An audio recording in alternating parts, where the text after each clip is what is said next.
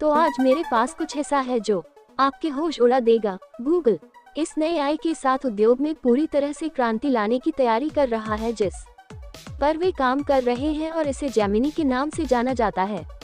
ये वास्तव में नेक्स्ट लेवल का सामान है जो ChatGPT और ताकतवर को टक्कर देता है।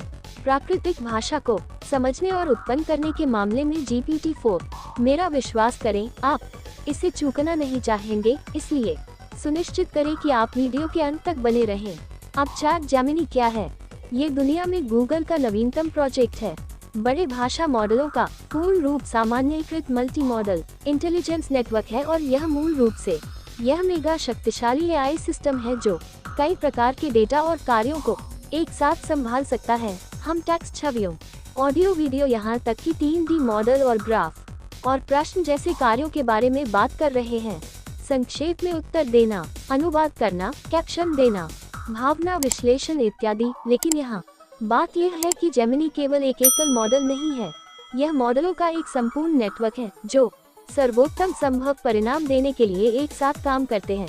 ठीक है, अब जेमिनी कैसे काम करता है? इसलिए मूल रूप से मिथुन एक बिल्कुल नए आर्किटेक्चर का उपयोग करता है। वह दो मुख्य घटकों को मर्ज करता है, एक मल्टी मॉडल एनकोडर और एक मल्टी मॉडल डिकोडर। एनकोडर का काम विभिन्न प्रकार के डेटा को एक सामान्य भाषा में परिवर्तित करना है जिसे डिकोडर समझ सकता है। फिर डिकोडर एन्कोडेड इनपुट और हाथ में कार्य के आधार पर विभिन्न तौर तरीकों में आउटपुट उत्पन्न करना शुरू कर देता है। उदाहरण के लिए मान लीजिए कि इनपुट एक छवि है और कार्य एक कैप्शन उत्पन्न करना है। एनकोडर छवि को एक वेक्टर में बदल देगा जो इसकी सभी विशेषताओं और अर्थों को कैप्चर करता है और फिर डिकोडर एक टेक्स्ट उत्पन्न करेगा, आउटपुट जो छवि का वर्णन करता है। अब जो जेमिनी को अलग करता है और इसे विशेष बनाता है वह ये है कि GPT-4 जैसे अन्य बड़े भाषा मॉडल की तुलना में जेमिनी के पास कई फायदे हैं। सबसे पहले यह अधिक अनुकूलनीय है। ये विशेष मॉडल की आवश्यकता के बिना किसी भी प्रकार के डेटा और कार्य को संभाल सकता है या किसी भी प्रकार की फाइन ट्यूनिंग के साथ साथ यह पूर्व निर्धारित श्रेणियों या लेबलों द्वारा बॉक्स किए बिना किसी भी डोमेन और डेटा सेट से सीख सकता है। इसलिए विशिष्ट डोमेन या कार्यों पर प्रशिक्षित अन्य मॉडलों की तुलना में जेमिनी नए और अनदेखे परिदृश्यों से अधिक कुशलता से निपट सकता है। तथ्य यह है कि जेमिनी है सामान्य तौर पर यह अधिक कुशल है। ये अन्य मॉडलों की तुलना में कम कंप्यूटेशनल संसाधनों और मेमोरी का उपयोग करता है जिन्हें अलग अलग कई तौर तरीकों से निपटने की आवश्यकता होती है। यह एक वितरित प्रशिक्षण रणनीति का उपयोग करता है जिसका अर्थ है कि यह सीखने की प्रक्रिया को तेज करने के लिए कई उपकरणों और सर्वरों का अधिकतम लाभ उठा सकता है। और ईमानदारी से सबसे अच्छी बात यह है कि जेमिनी अपने प्रदर्शन या गुणवत्ता से समझौता किए बिना बड़े डेटा सेट और मॉडल तक पहुंच सकता है, जो कि बहुत प्रभावशाली है। यदि आप मुझसे पूछें कि क्या हम आकार और जटिलता के बारे में बात करते हैं, ये सबसे आम चीजों में से एक है जिसे लोग बड़े आकार को मापने के लिए देखते हैं। भाषा मॉडल सही मायने में इसकी पैरामीटर गणना है। मूल रूप से पैरामीटर संख्यात्मक चर होते हैं जो मॉडल के सीखे गए ज्ञान के रूप में काम करते हैं, जो इसे प्राप्त इनपुट के आधार पर भविष्यवाणियां करने और टेक्स्ट उत्पन्न करने में सक्षम बनाता है।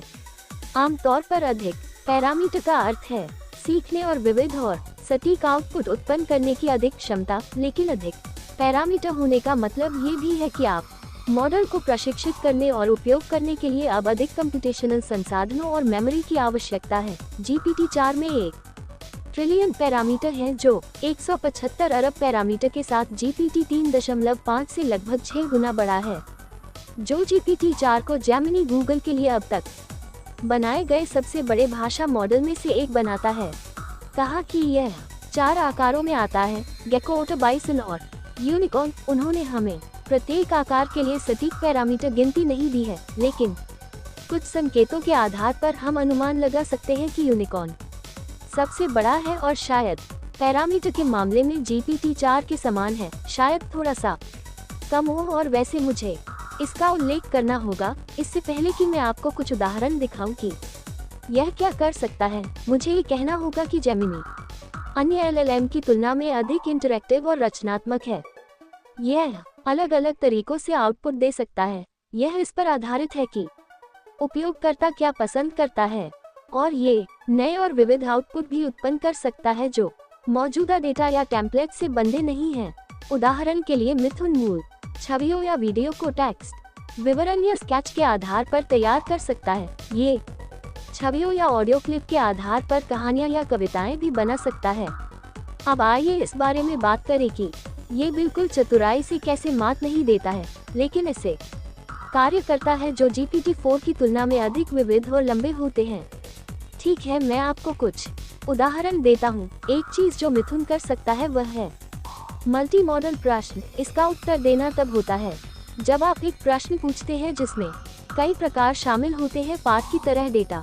उदाहरण के लिए किसी पुस्तक की कवर की छवि दिखाते समय आप पूछ सकते हैं कि इस पुस्तक का लेखक कौन है, या शायद किसी प्राणी की छवि दिखाते समय इस जानवर का नाम क्या है।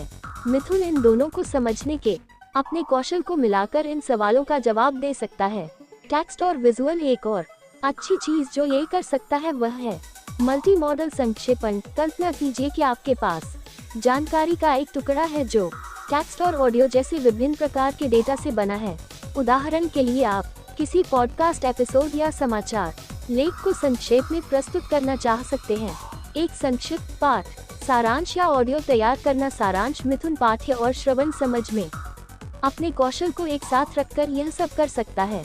तीसरी चीज मल्टी मॉडल अनुवाद है। ये तब होता है जब आपको जानकारी के एक टुकड़े का अनुवाद करने की आवश्यकता होती है जिसमें पाठ और वीडियो जैसे कई प्रकार के डेटा शामिल होते हैं। मान लीजिए कि आपके पास एक वीडियो व्याख्यान है या एक मूवी ट्रेलर जिसके लिए आपको या किसी अन्य भाषा में उपशीर्षक उत्पन्न करने की आवश्यकता है। मिथुन पाठ्य और दृश्य अनुवाद में अपने कौशल को जोड़कर इसे पूरा कर सकता है। और फिर मल्टी मॉडल पीढ़ी है। ये तब होता है जब आप जानकारी का एक टुकड़ा उत्पन्न करना चाहते हैं जिसमें कई प्रकार के डेटा शामिल होते हैं पाठ की तरह। और उदाहरण के लिए छवियां।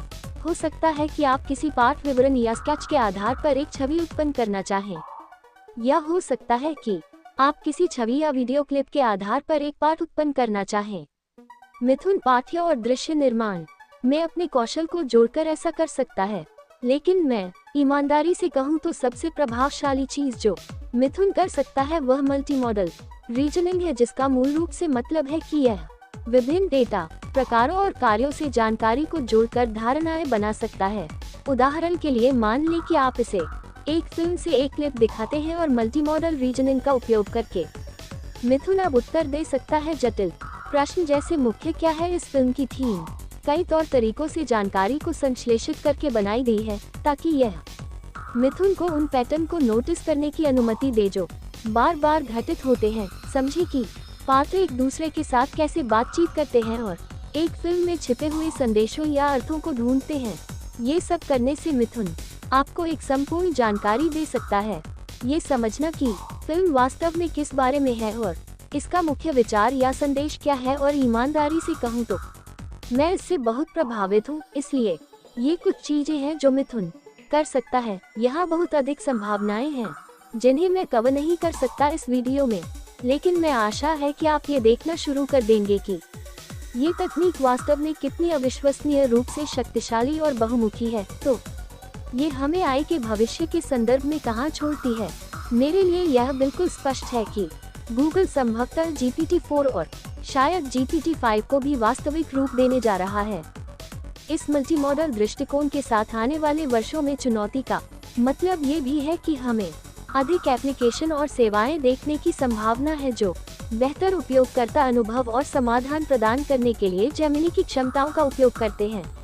उदाहरण के लिए हम अधिक वैयक्तिकृत सहायता देख सकते हैं जो हमें अलग अलग तरीकों से समझ और प्रतिक्रिया दे सकती है।